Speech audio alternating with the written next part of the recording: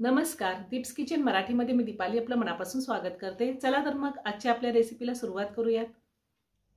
आज मी तुम्हाला तुरीच्या डाळीची खिचडी करून दाखवणार आहे। तर त्यासाठी आपल्याला काय साहित्य लागतं ते आपण पाहूया।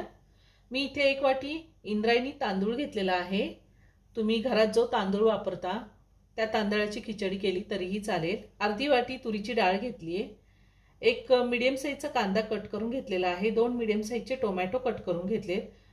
9-10 कढीपत्त्याची पानं, 2 हिरव्या मिरच्या, 1 चमचा आलं लसणाची पेस्ट, आलं लसूण मी टेचून घेतलेला आहे, अर्धा चमचा जिरे, अर्धा चमचा मोहरी, अर्धा चमचा हळद, 1 चमचा माझा घरगुती कांदा लसूण मसाला आहे, अर्धा चमचा लाल तिखट, 1 चमचा धने जिरे पावडर, थोडे शेंगदाणे घेतलेले, थोडी बारीक चिरलेली कोथिंबीर, 1 चमचा तूप, चवीनुसार मीठ लागणारे, आपल्याला हिंग लागणारे आणि तेल सुद्धा लागणारे।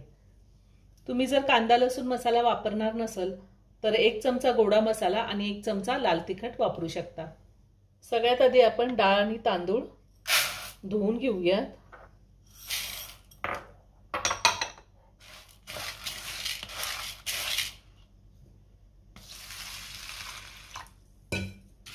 मी 2 ते 3 पाण्याने डाळ तांदूळ स्वच्छ धुवून घेणार आहे। डाळ तांदूळ मी स्वच्छ धुवून घेतलेले आहेत। मी गॅसवर कुकर ठेवलाय। त्यामध्ये मी 1 चमचा तेल घातलेले। आता त्यातच आपल्याला तूप घालायचे। तेल गरम झाले, त्यामध्ये मोहरी आणि जिरे घालूया।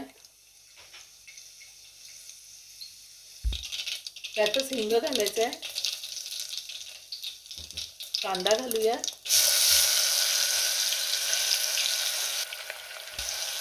कढीपत्ता आणि हिरवी मिरची घालायची। हे चांगलं 2 मिनिटं आपण परतून घेऊया। कांदा मी 2 मिनिटं परतून घेतलाय। त्यात आपल्याला आलं लसणाची पेस्ट घालायची, पुन्हा 1 मिनिटभर चांगलं परतून घ्यायचंय। आता आपल्याला टोमॅटो घालायचा आहे।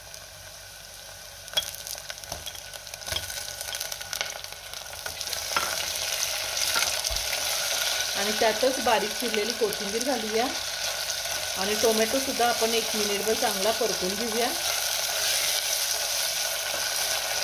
ह्यातच मी शेंगदाणे घालते। तुम्हाला आवडत असेल तर वाटाणा, बटाटा किंवा तुमच्या आवडीच्या भाज्या सुद्धा घालू शकता।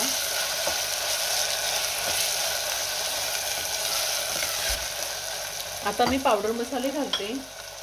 मी ह्या आधी सुद्धा खूप साऱ्या भाताचे प्रकार किंवा बिर्याणीचे प्रकार दाखवलेले आहेत। त्याची लिंक मी डिस्क्रिप्शन बॉक्समध्ये दिली आहे, तुम्ही पाहू शकता। हळद, धने पावडर, कांदा लसूण मसाला, लाल तिखट, हे सगळं आपल्याला व्यवस्थित मिक्स करून घ्यायचंय। तिखटाचं प्रमाण तुम्ही तुमच्या आवडीनुसार कमी किंवा जास्त घेऊ शकता। आपण हिरवी मिरची सुद्धा वापरलेली आहे। आता धुवून घेतलेले डाळ तांदूळ आपल्याला घालायचे।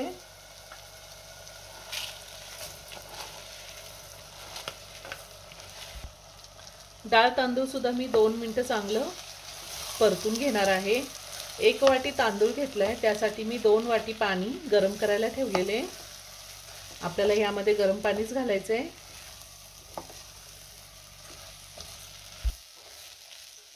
डाळ तांदूळ मी व्यवस्थित परतून घेतलंय। पाणी घालूया।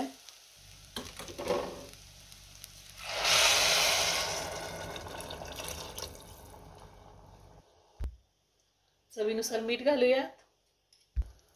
आता पुन्हा सगळं व्यवस्थित मिक्स करून घेते आणि छान एक उकळी येऊन द्यायची आहे। छान उकळी आली। आता आपण पुन्हा सगळं व्यवस्थित मिक्स करून घेऊया आणि कुकरचं झाकण लावूया। कुकरचं झाकण लावून मी कुकरच्या 2 शिट्ट्या घेणार आहे। कुकरच्या 2 शिट्ट्या झाल्या आहेत। कुकरचं प्रेशर पूर्ण निघून गेलेले। मी झाकण काढते। आपली तुरीच्या डाळीची खिचडी तयार करून झालेली आहे। वरतून थोडी कोथिंबीर घालते। खूप छान सुगंध येतोय।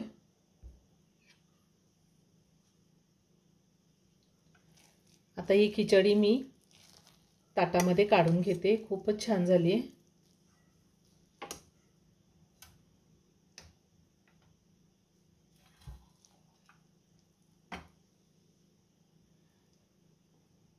तयार झाली गरमागरम तुरीच्या डाळीची खिचडी। खूप छान झाली। ह्या खिचडीसोबत काकडीची कोशिंबीर, लोणचं, पापड आणि तळणीची मिरची एक नंबर लागते। तुम्ही नक्की करून पहा।